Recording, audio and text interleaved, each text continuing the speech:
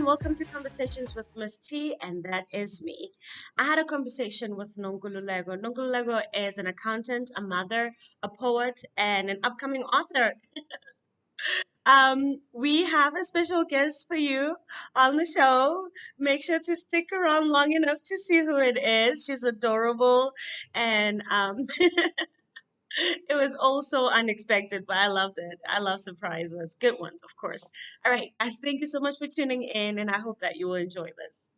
Um, I'm in SA, born in SA, stayed in SA, never left SA. Okay, proudly South African. Whoop, whoop. Yeah, I was born in KZN. It's a province in South Africa, but I'm now based in the Eastern Cape because I married someone who lives in the Eastern Cape. So this is where I moved. So I've been here. Well, I studied here when I was in varsity, left, and then came back for my own good now, not just the varsity stuff. Yeah. Yeah, well, by profession, I'm an accountant. That's like by day. Then by night, I write children's manuscripts. My problem comes when it's time to publish, and then I get nervous. Yeah. Yeah. So yeah, that is me. Like by day, I'm a professional accountant, qualified accountant, and yeah, that's like my day job. I'm a mom of a 3-year-old who loves your book, Thank you. The Big Fat Man. Yes. She loves it.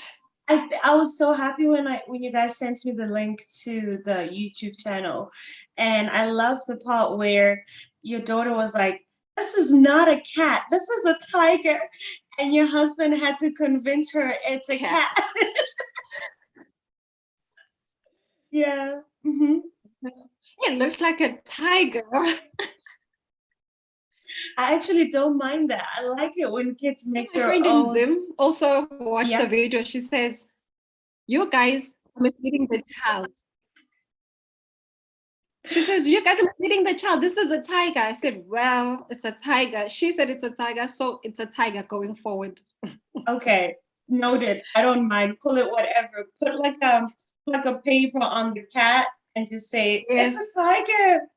the man pets the tiger. Yes. Oh, it makes it more interesting, actually. Next book. And more scary. So adventurous. Yeah. Uh-huh. Wait, so you only have one kid?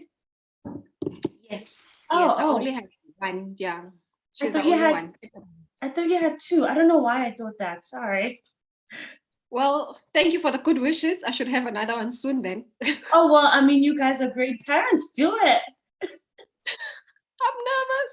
Yeah, I think, yeah, she's old enough now. She can be a big sister.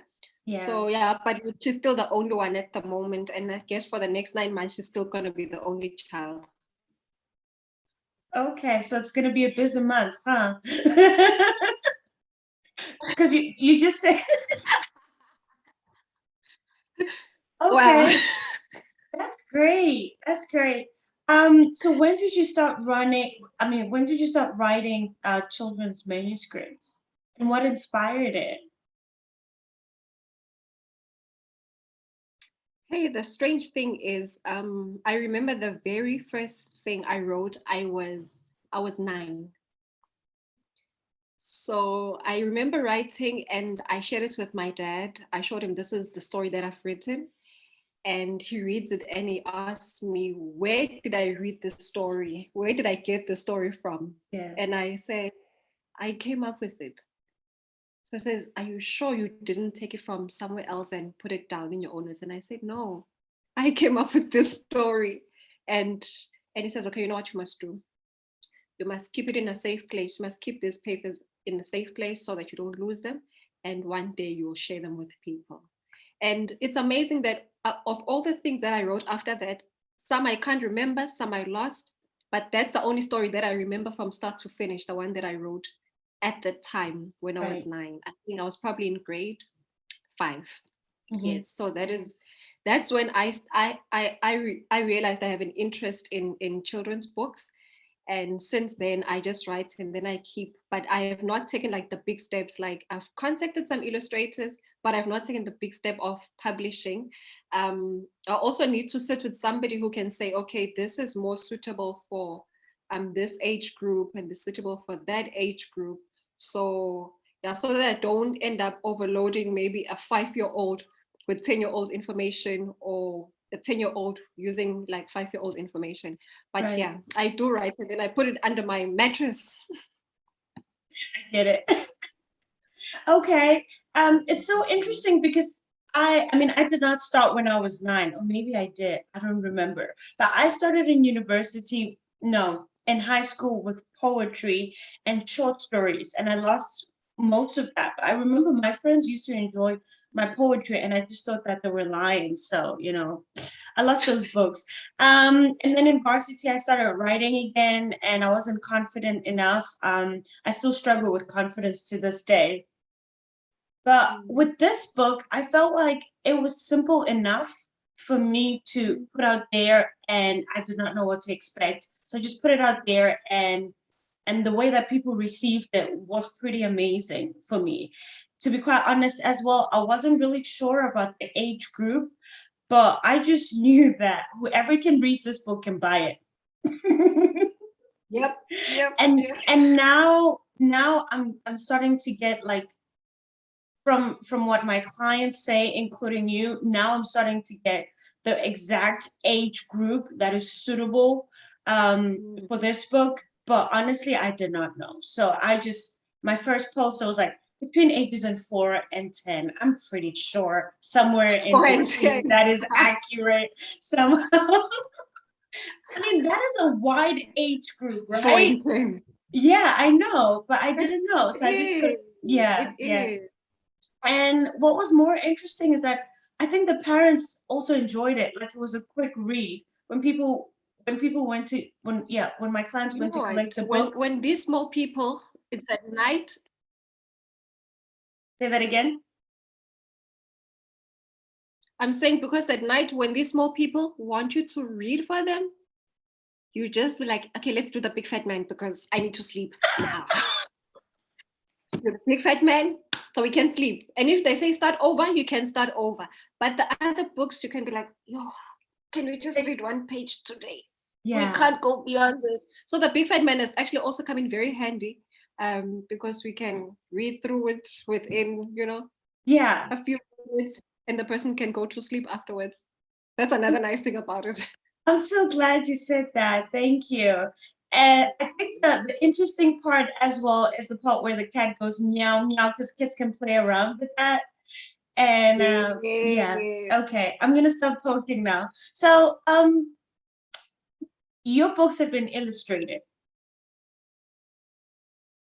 My books, in my mind, yes. So you just need to contact an actual illustrator who will illustrate your book so that whatever's in your mind can be on Can paper. go there. Yes, I've actually contacted one. She used to stay here in South Africa. She moved to Australia. I've been in touch with her, but I just need now to say this is what I want in this book. This is what I want in that book. As I'm saying, my manuscripts are like sitting under my mattress, which is the scary part. Yeah, I think But do I don't it. want to die without publishing. Yeah, I don't want to die without publishing. And my goal was to get at least one out before the end of this year, especially because most of my friends have 3, 4 year olds, just to start with them and have like a reading club with them on a Saturday where we just gather around and we read. And what I liked when I read The Big Fat Man is that it's those words that you normally read in grade 1: cat, mat, sat, fat, those nice words that they start learning with. So I also thought, you know what, when you start that little book club for these little ones, I can start with something like this big fat man, and then I can also bring my books afterwards. So now I at least feel like I have a blueprint, Yeah, with the big fat man. So yeah, these kids are young. I don't want to use words like excavator. So I must come yeah, with words they can relate with. yeah, Also, they know what a cat is. They know what a mat is. the past tense of sit is set. So those are the nice things that I've actually taken out of the book, that, you know what, use the language that the kids can understand. Don't come Yeah. with your varsity English Right, to right. 3 year Yeah. old, 4 year olds. Yeah. Okay. Okay. See, I feel like I've accomplished something already. Thank you, You child. have, you have. Thank you. And I was so nervous when I contacted your husband. It actually, I was very nervous, right? Because I mean, he's a well-written author, is a public speaker, and and I'm like, how do I approach this person? So I had to type up a message and go to bed, wake up in the morning. I'm like, is this readable? Like, can I send this to this person? And I asked a friend to Release proofread the the draft. message. Yeah. And then I asked a friend to proofread the message. I was like, okay, now 3, 2, 1, go. Copy and send. And his response was quite humbling, actually. So and when I spoke to you as well, I was like, wow, this couple is so humbled and so welcoming. I felt that, and I really do appreciate it. Because some people get to a certain level in their lives or popularity, and then they become unapproachable. And so, yeah, no, I'm so glad that you guys are a nice, kind, and sweet couple. That means a lot No, to me. he is an easygoing guy. He does his work. It's just that when the kind of books that he writes, the material, he has his own market. That Yeah, is why when it comes to this interview, he's not really like the person to have the kids book interview. yeah, So he said, you know what, this is your department. yeah. You want to write books about leadership and everything, then you can come to me. So he said, Mommy, you handle this one. Right. So Yeah. Yeah, it was well handled. Okay, I'm just gonna encourage you to do it. I would say do it. Honestly, do it. I'm gonna text you every month and be like, Nkule, have you done it? oh my goodness. Just do You know it. what happened? You know what happened? I had to see a therapist that was 2 years ago.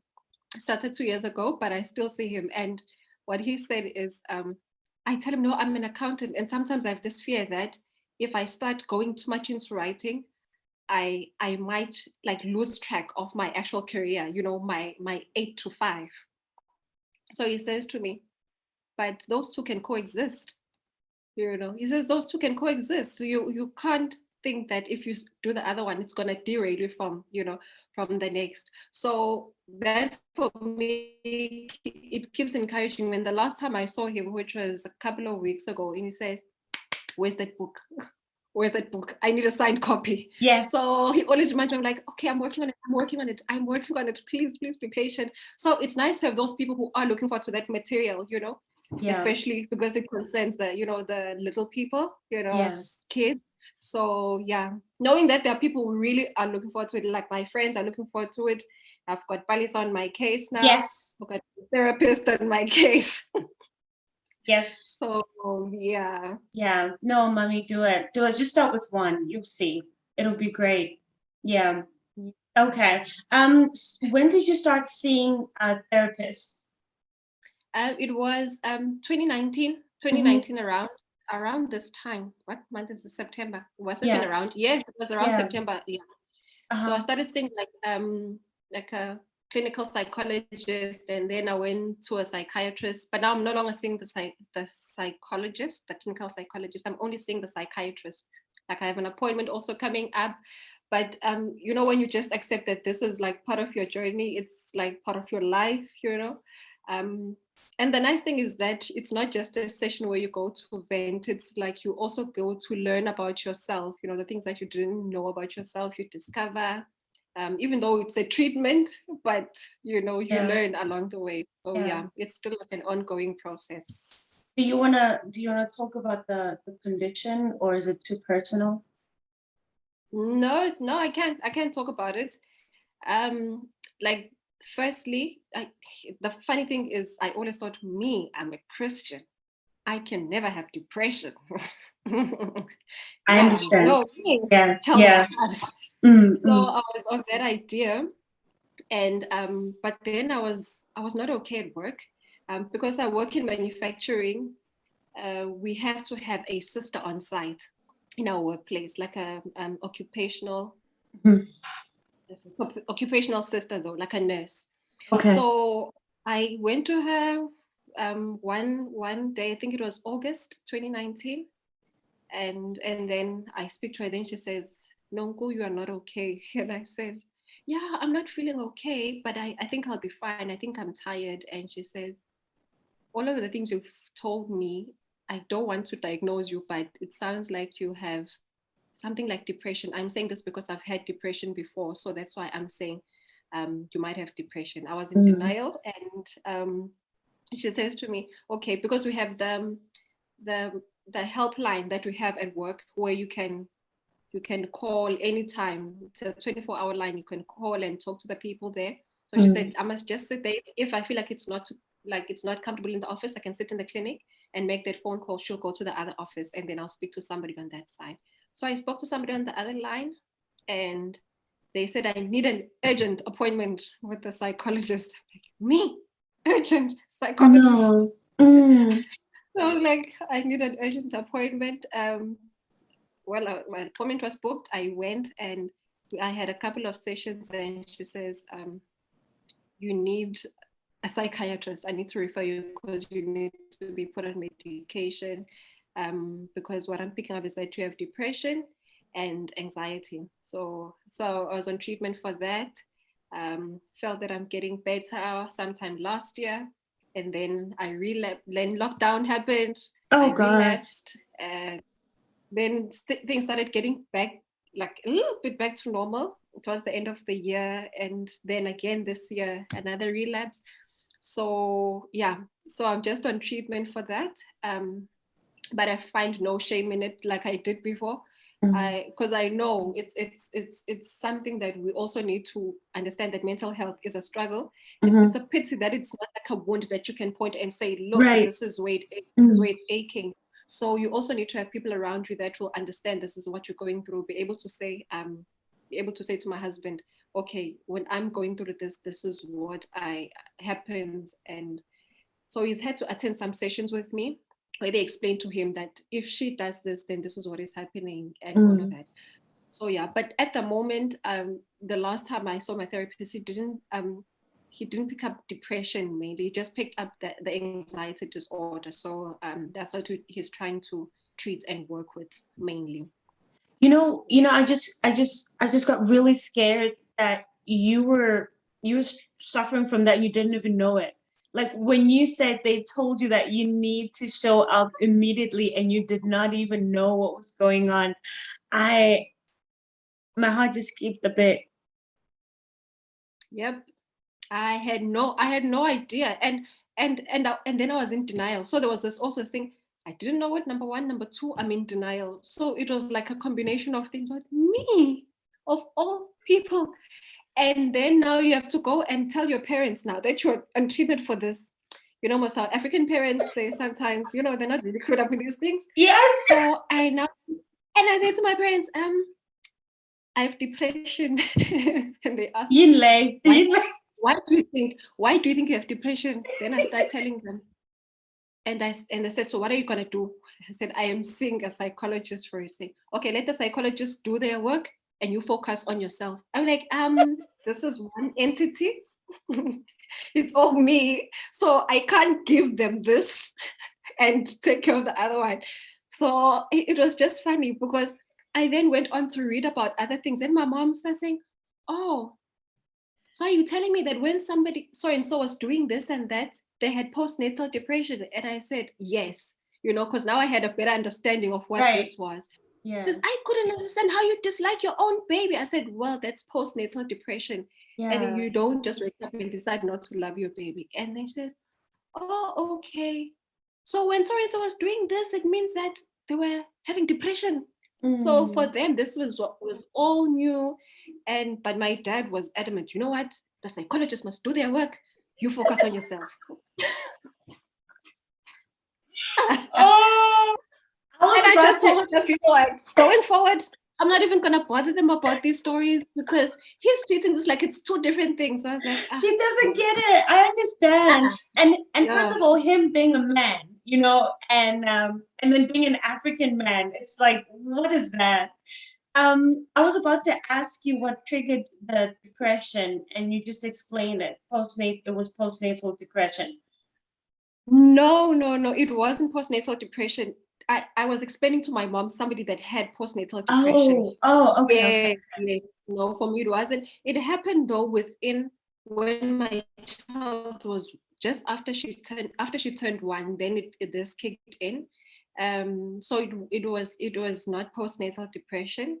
It was number one, it was loss. I lost my grandmother, who was the matriarch of the family, like, Mhm, yeah, from my mother's side. So most mainly in African families, when your parents are not married, they cannot stay together.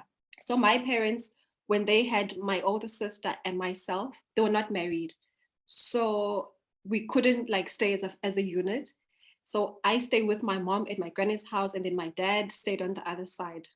And when my sister had to start school, she's 3 years older than me. She had to move to stay with my dad, who would take her to school, while I continued staying with my mom and my granny. Then when I started school, I moved to live with my mom. Sorry, no, with my dad and my sister. mhm. Then shortly after I started school, I think I was then 7. And then they got married. Then that's when we started like living as a family now. So the first 5 years of my life, I grew up under my grandmother's wing. So she was the matriarch of the family. So when she passed away, it was in August 2019. Yes. So that's when that was one of the things. Number two, I was writing board exams like for two different professional bodies during that time. So between May and August, I was pushing. So Mhm. I was also overworked. I'm also an employee, I'm a mom, and now I'm a student. I'm writing these two board exams. So I was also feeling overworked during that time. Number three, I was fighting a battle, and it's still ongoing with the HPCSA, because I had an incident with the doctor, issues of malpractice and all of that stuff. Oh no. So that is still ongoing. So it was a combination of all those things, and I didn't know. Then I got the treatment, the academics, like then they subsided a bit. Last year, I took a break. I don't want to say I dropped out. I took a break when I could feel that, you know what, I'm going downwards again, because my exams were going to be during that, like, the cracks of lockdown. So I just took a break and I couldn't write. But when I got better, I wrote at the end of the year. Also went well, just like the 2019 ones, they went well. Got back this year. Um, I'm, but I think I've accepted my granny's passing. So that one I'm okay with now. Mm. I'm at peace with that. I'm still fighting that battle with the Health Professions Council, and the academics, they're still underway. And yeah, so it's those things. And I think I do pick up when these things spike, then I can feel that I'm actually in an abnormal state. Mhm, mhm. So yeah, those are the main things that, yeah. But what I normally do when it comes to these times, I remember I deactivated my Twitter account and reactivated it like after every 30 days, because if you don't activate it after 30 days, like, they delete it. Mhm, So I would deactivate, and eventually I forgot to reactivate. It got deleted, but I was happy because for me, it was not a comfortable space anymore. I I had Facebook. It's deactivated. At least that I can deactivate for the longest time. Also because you get these feeds where you think you could be triggered. So that's why I would actually shut those things off. But at mhm. least on Instagram, I know I log in occasionally, and I'm in and Mhm. I'm out. Hence my husband says my account is non-existent. I know when he sent me your handle, I went into it. I was like, "There's no one here." but Nobody. but when you responded to my message, I was like, "Oh no, she's here. She's alive." It's Somebody like, exists. yeah. So What, yeah. what are the social media triggers that you struggled with? Um okay, let me use on, for example, Facebook, because I do still come across like this particular doctor's feeds. Well, not not posted by him because we are not Facebook friends, but other people where they share about him or whatever, because that doctor is fairly popular in our area. So I don't want to get those feeds. I don't want to be triggered. It's a pity that it started popping up on Instagram also, and I'm like, I Mm. what must happen now? There's no getting away from him. So it's that, and on with the people. I am like, what must happen? So it's the cyberbullying that people experience on Twitter, the way people speak to one another, the poison that they spew against each other, you know. I don't want to sit there and feel sorry for people or want to defend somebody, and so I just think, what, let me remove myself from this. Whatever important news I'll have to know, I will find out if I go to a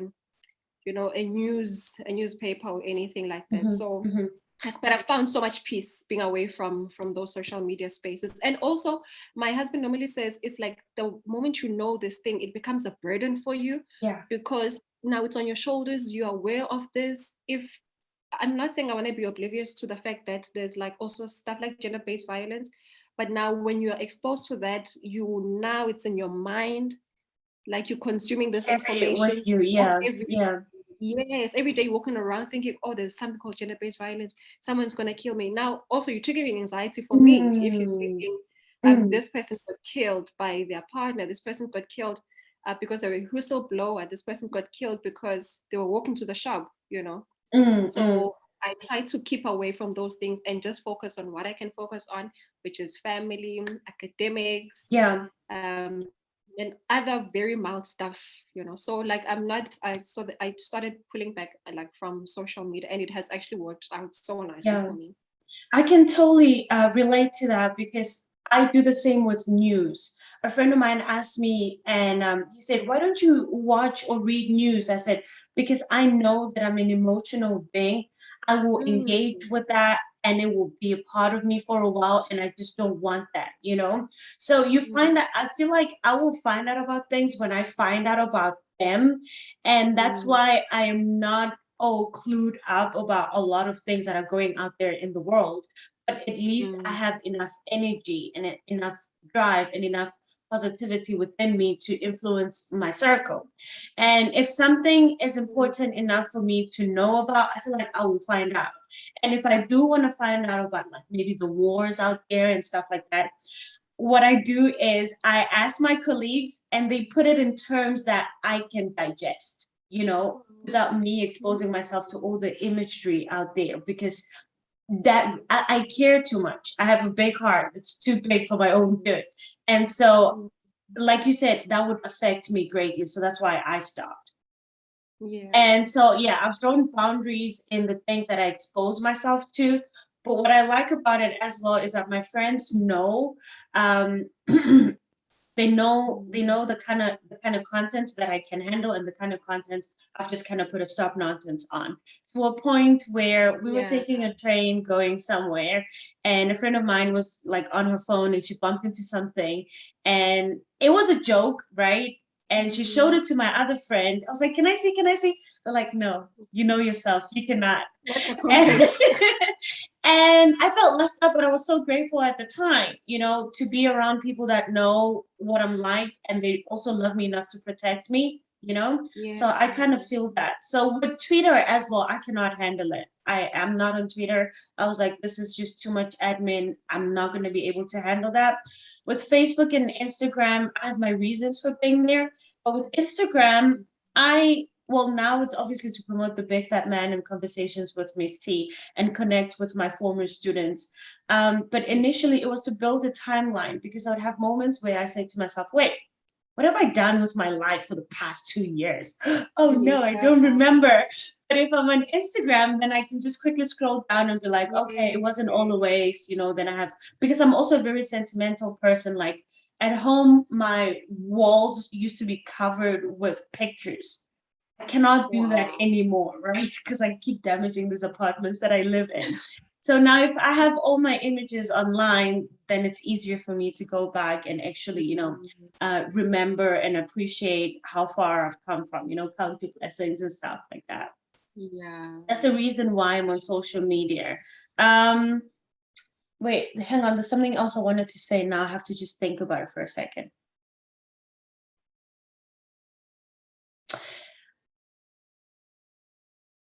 A couple of years ago, right? I decided to be celibate, and I talk about it in one of the in one of the conversations that I had. Mhm. And in that, I did not realize how many triggers were out there in the world, like Sure. sexual triggers that were out there in the world.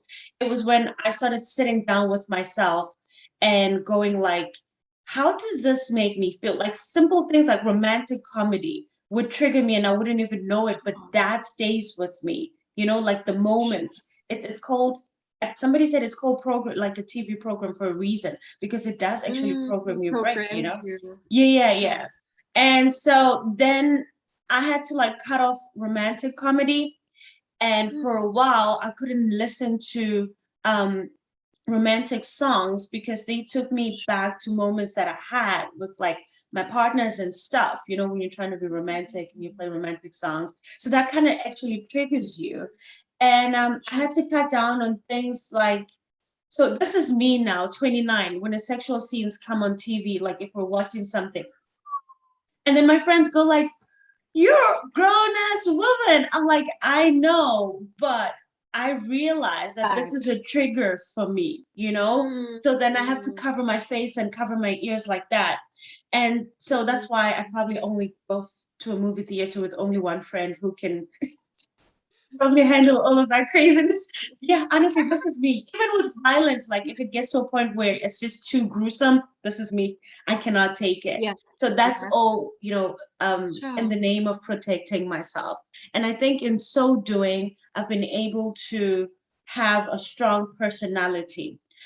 Even when Mm. people were, posting about the passing of, you see, I don't even know his name, uh, um Garab, remember Garab from Generations? What's her Shonda real name? Ferguson. Yeah, even when people were posting all about that, I did not want to engage in that because I'm like, yes, it's a loss. Yes, we respect him, but what is the point of me acting like I knew him? You know? And Mm. I was speaking to somebody who said, I cannot talk right now. I'm so depressed and I'm so sad about the passing of Sean. I'm like, you're not even related. you know? And so that person was depressed for the whole weekend, engaging in Really? conversations that they couldn't, I mean, and they had schoolwork. And I'm like, Oh. priorities, bro. Like, protect your heart. Well, that's why sometimes you don't go to those feeds, especially if you know this is how they're gonna make you feel, you know. Yeah. And it's like for me, I don't even want, not that I don't want to feel empathetic towards people of lost spouses, but now I start getting anxiety. For me, it's like, what's gonna happen if I lose my husband? What's Mm, gonna happen? And mm, I don't want to find myself in that space unnecessarily instead of enjoying like the moments that I still have, with yeah. him. So even though I did get the feeds, I try not to like follow up on, Well and on then it. what Yeah. happened? Then the funeral, then that speech. And I'm like, you know what? It's going to break my heart. So I just try to There stay was away. It's like there when was a the speech. rest, I didn't even know. no, there were speeches. There were speeches like at the memorial, and I think and the funeral. Yeah, but I tried not to engage. I just saw people posting on WhatsApp saying it's heartbreaking, and I thought, thank you for letting me know. So I'm Yeah. not going to check it out Right. because I'm trying Oh, to protect my yeah. little heart here.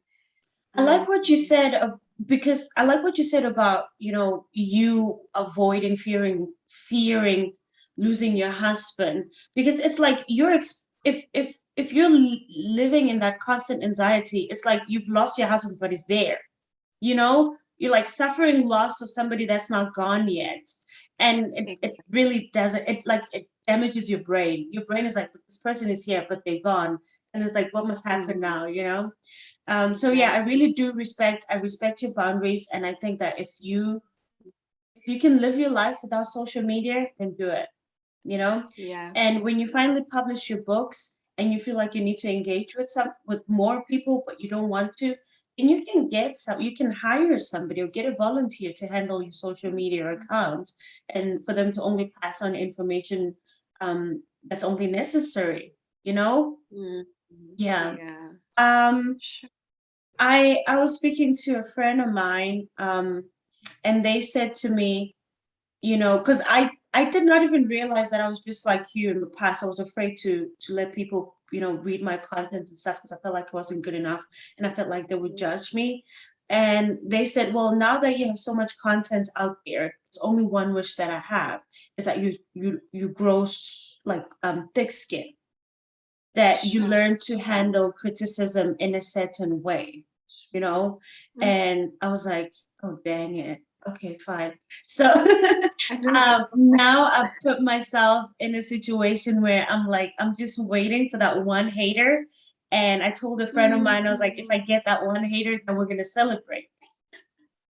Yeah, then you're like, at least I'm out there. Yeah. Especially because when it comes to this, it's not like you are showing an item of clothing that you would have bought at a store that is like that's not created by you. Now this is you saying, this is my brain. Mm, I'm putting it onto paper. So mhm, they're not just judging an outfit that you can take out. They're judging your thought process. So mm. your thought process is now being distributed. It's been printed. It's distributed now amongst like other people. So now it's sitting in our household. Anyone can walk in and say, And I criticize don't it. like this book Yeah. because this is that and that and that. Yeah. Yeah. So I think it's a matter of it's also about understanding, like specifically for this book, understanding um the needs of the child, especially at that stage. Mm, Like I said, for me, I like the fact that it highlights those very easy words, that the first words that they master, mhm, mhm. especially in the, what do you call it, in the elementary ages. So I like that about it. And then you've already received your first criticism from somebody saying the cat is a tiger. So that's Oh your first no, critic. but that was an adorable one. I don't mind that one. So that's the one. So I mean, others might have other kind of comments. My husband likes saying, what is this thing? He says, you know what? But it's something that's also said out there. But he normally says, you know what? There's no publicity that's bad publicity. Every publicity is good publicity. So I might go out there and start telling everyone on Twitter, Palisa's book is nonsense. What is that big fat man thing? And then somebody's going to go and look for your book and read your book, and show it Yeah, to somebody else. Come and say this book that is supposedly nonsense. So it's actually spreading. So there's really no publicity that's bad publicity. That I like also that. sounds good Yeah, based on that. So if people are criticizing, look at the fact that at least now I'm a published author. yeah, yeah. I like that. Know that part. Thank you. Yeah. Yeah, no, thank you. So there's like a lot of positives. You will get critics, of course, because I mean, like for example, I'm in accounting. Mm, So normally in our work, your debit is your debit and your credit is your credit. Let me put it like that. So there's no criticism basically on this is where you put assets and this is where you put liabilities. It is standard. It is like that. mhm, Unlike the creative space where you come up with something new, come up with a new concept, to come up with a new book, come up with a new poem, new song. Now that's when it's actually a bit different. mhm. Yeah. Whereas it is, I think also that's what has happened to me with being in the accounting industry, where things are standardized. Mm, There's very minimal criticism. You just go in there, you do it by the book. mhm, The mhm. standards say this, and you stick to that. And I've also been, I've been writing poetry for for the longest time. I used to perform a lot in Nice. church, in the art centers in my area, Guamashu. I've done a lot of that, but I found that with being in finance, like it has given me that hiding space Mm, where you work with standardized stuff, where you mm. don't have to get creative. And there's that saying that we have in accounting that, you know what, as an accountant, you're not allowed to be creative. You can't be creative because that means you're creating something Practical. in the books that wasn't there. you know. Yeah, it's So we funny. don't do creative accounting. That's why we don't do creative accounting here. So Yeah. now that is like now the difference now. There's this half of me that's in the safe space, and then this half of me that has to go out there and publish these things that I've actually, always written and hidden. Mm, mm. So yeah, that's just me. I think you can do it. I mean, we're here to hold your hand, and I'm cheering for you. Um, Hang on, there's two things that I want to say. The first one is that after I say what I'm about to say now, because I will forget, can you recite like a poem? Just remember that, okay? I'm gonna say some stuff right now, and then you will recite a nice poem for us. It should be awesome. So, what I want to say in terms of criticism and people criticizing you on social media, this is what I've noticed as I'm just going to bring it back to my classroom, right? So, say I do something that my students don't like, and then they back chat me, right? And I hear it. And then I Mm, say, so and so, can you please come forward? So they'll come forward, and I say, I heard you don't like. I heard that you don't like. No, I'm not upset, right? I just realized that they don't like something and I wasn't aware of it, or they have an opinion about something and they're afraid to tell me. And so I would say, okay, so and so, can you please just come to my table? And I'll be like, you said something, you don't like something, about the class, or you don't like something about what I just said. Can you tell me what is it that you don't like? And like their attitude changes, they become all meek and humbled when it's one on one. Behind my back, they're angry that I like it's just rage and they're crazy and I'm the worst person in the world. But when they say it to my face, they say it with kindness, you know? They will say, no, teacher, I don't wow. understand why you give the boys points instead of the girls. And sometimes I'm wrong and I'll be like, oh, when did I do that? I didn't realize that. Just help me fix it and stuff like that. We fix it, it's gone. So with social media, people say things behind their screen that they would never say in person, you know? Yeah. And yeah, sorry, that's just what I wanted to share. And I'm just Sure. thinking to myself, maybe we shouldn't. Maybe just before you type up a message, just think to yourself, if this person was standing right in front of me, would I say what I'm saying I using the very same tone, right? Yeah. Okay, see. poetry time. Oops, oops. But I I can't remember even a single one. Now I don't do do that. have them. I swear I actually have to read it like from written somewhere, and my book is either I'll wait. there I'll or wait. there. I'll wait. Are you saying? Are you saying that I must go look for it? Yeah. Okay, give me 10 seconds.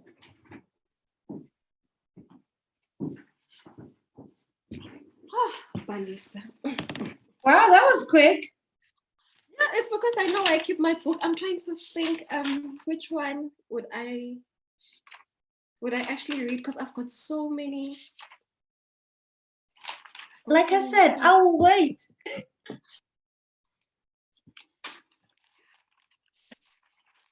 You need a moment to practice. I'll just edit out that part and then you come out, I'm sounding looking at awesome. something from 2008, and I'm like, what?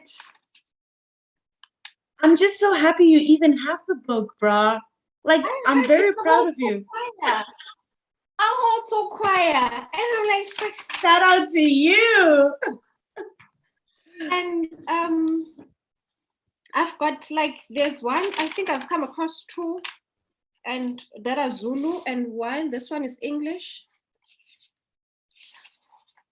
Okay, Yeah, so maybe do one in Zulu and then do the other second one in English. I don't even know what I was talking about here. Okay. Okay, this is the Christian one. It's actually quite long, so I think I'll do one for you. Okay, I don't mind. I'm a great listener, by the way, if you haven't noticed. Oh. Okay, it says Worship Redefined. I wrote this one on the 30th of March in 2011. Hey, Nice. Batong. And what My number first year of university, 2011. is it? That was me exiting. Whoa. So, Okay. so since I found this one, I'll just share this one. I like it. It says, "Holy, holy, holy." That's the sound of the angel and saints as they worship him solely. Holy, holy, holy. One may wonder, is it the only way to give him the glory? Allow me a moment to expand on the definition of worship, which goes beyond the scope of our hands in the air to that of operating under his lordship. It is found in the heart that rises with the lifting of the hands in awe, entering the gates, passing the courts to a place, adjusting itself to an experience it's never seen before. That's a heart that is willing to open to a realm unknown, but remains certain of the author who wrote even the pieces not known. That's the heart which has opened its tombs of dead bones, of unforgiveness and bitterness, and releases them in exchange for joy, which is unconditional happiness. It's in the heart which, when told to leap, it only asks how high, obeys and surrenders without terms and conditions apply. Allow me a chance to further extend the definition of worship, which goes beyond the scope of our hands in the air to that of operating under his lordship. I speak of the worship which does and does. The worship which refuses to compromise. It comes from the ones that say, I may not know why, but if it's for Jesus, I refuse to complain and whine. It doesn't merely do things anyway, but longs all the time to do them God's way. It's in the ones that are filled but are always hungry, the ones that drink from the living streams, but for God remain thirsty. This worship draws from the wells of the Spirit, where all things are distinct and explicit, where love is so dear and its concept so clear, where petitions are not made, but needs in prayer, not prayed, are met. It rides to the soul, where a soul becomes a Paul. It's where perceptions become changed and mentalities rearranged. It then flows to the body, responding to the inner harmony, where the song is not just a melody, but lyrics become a strong healing remedy. Allow me one more chance to make a bit longer the definition of worship that goes beyond the scope of hands in the air to that of operating under his lordship. It's in the life that you live when you're out of sight. My child just walked in. It's in the life you live when you're out of sight, a life that is aware that to the world, it is the light. A life, it's in the heart that when angered refuses to fight, which has a luring desire to do things right. It's in the job you do and how you do the job you do. It's in the subject you study and why you study what you study. It's envisioned in the sight you see and how you see what you see. It's embedded in the language you speak and why you speak what you speak. It's in the attitude with which you say holy, holy, holy. What's with that, please? I love kids. You can keep her.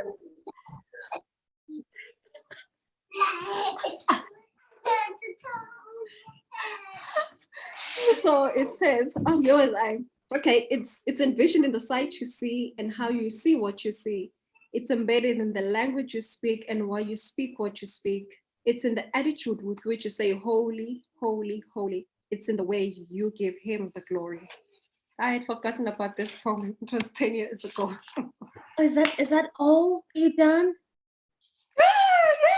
The others are like long. I didn't want it to end. I didn't want it to end. I could resonate with it. I felt it. I mean, as a Christian woman going through life, I felt it. I loved it. I love the way you read it. I wish you could record it so I could listen to it over and over and over again with like angelic background music. Please do it. I love the way actually do that for you because no, but you don't realize, Nonku, it's amazing. It's real, you know? thank you. I actually have even forgotten because now I'm just going through some like, oh, I wrote this. Oh, is this mine? How did it feel reading that after so many years? Sure. Because you know what I normally do? I write it once and I never go back to it. That's what I normally do. I write and then I shut it away. But these ones that I hear, I wrote them and then I to collect like scrap pieces of paper and bring them now and write them here again. So I wrote these things twice in essence, the ones that are actually Mm, in this true choir. mm. And because now but it still feels like, did I write this? I It's forgot. amazing. It's amazing. But now you just led us into your journey with God. And Yeah. because it's your journey, there's nothing that I can take away from your poem. Like I don't even know what to say. I think when I wrote this poem, now that I think about it, I'm looking at the date also. It was the 30th of March 2011. I think I was in the library. I was finishing off in varsity. Mm, That time, I was, because I studied at NMU. It's now called NMU, but it was NMMU at the time. But there were modules that I was left with, and I could not, like my parents were not going to be able to pay for me to be here in PE, accommodation mm, and everything for only those two modules or so. So I had to do a study elsewhere and go do them through UNISA.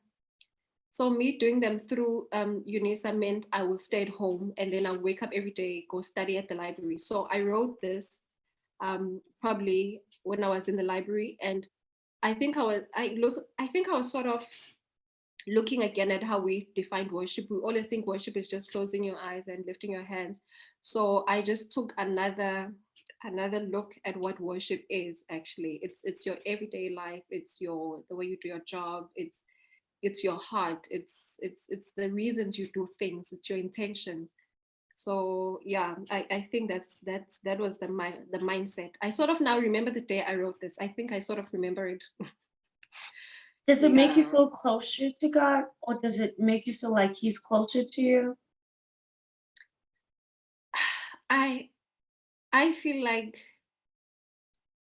looking at this, it actually takes me back to like my relationship with God, because over time I built my relationship so much around the church space, you know. But now I've not been very big on just the church space because I realized for myself that I neglected the the personal relationship with God.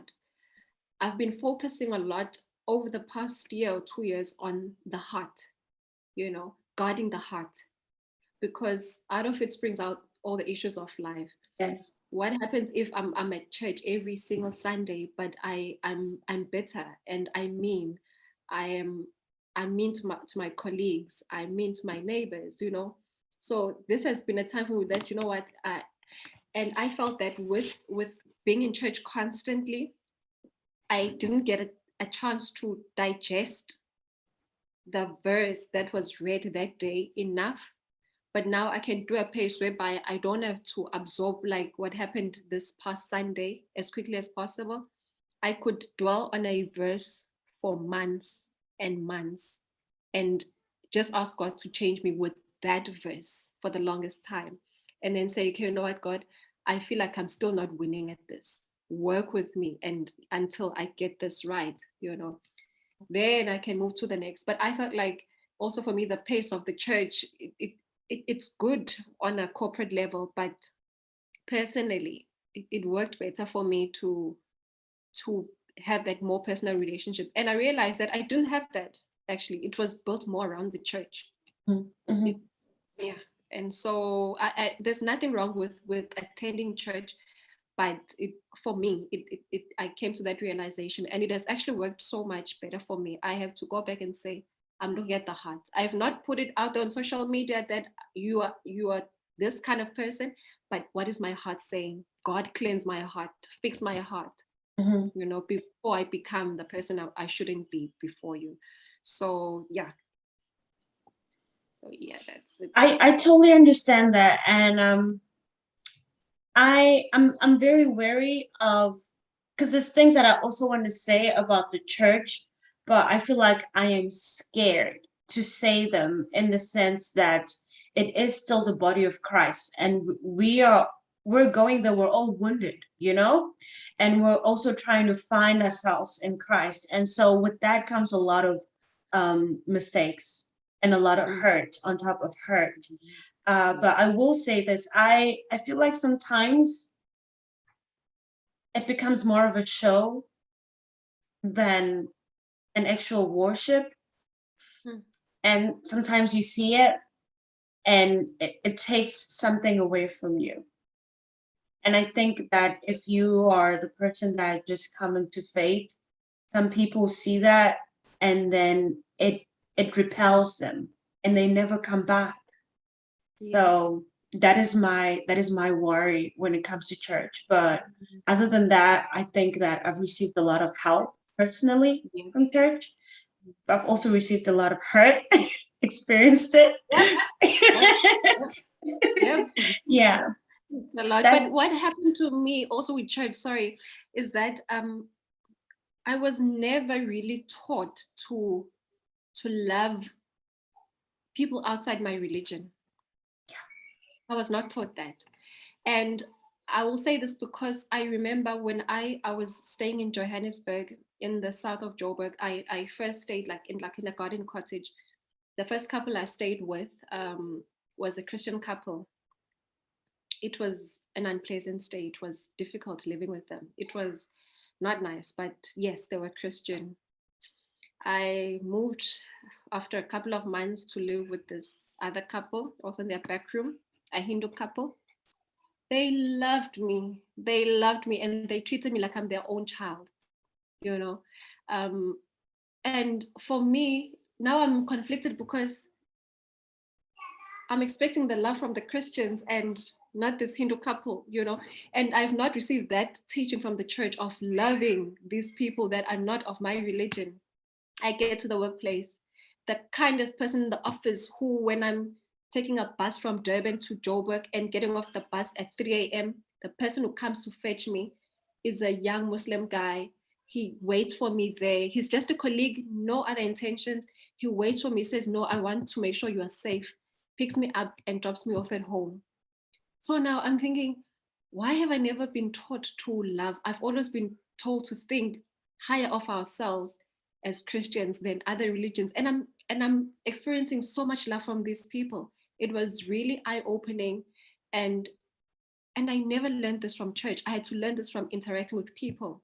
mm, These are people that I'll never forget. And these people showed me love for the longest time. I left Johannesburg. They were still in touch, showed me love. And they didn't have to be Christian. They didn't have to be. mm, So mm. yeah, yeah. Yeah, yeah, that So much just more warmed I up want my to heart. Yeah, there's so much to unpack in this area, right? But yeah. in the name of not shaming the church, I think maybe let's stop here. No, the reason why I say that is because I feel like some people are on the verge. They're waiting for Mm, that one wrong thing, right? For them to mm, say, "Yeah, I knew it. That's it." Stay. And for some people, it's like they're not staying away from just church. Then they divorce their relationship with God, mm, and maybe it shouldn't be like that. yeah. Do you want to bring the little girl back? Like we're fine, I all right? can. I can. Yeah, okay.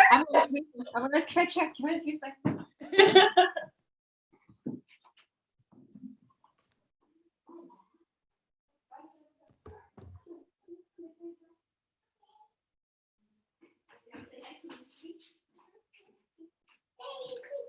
Very quickly.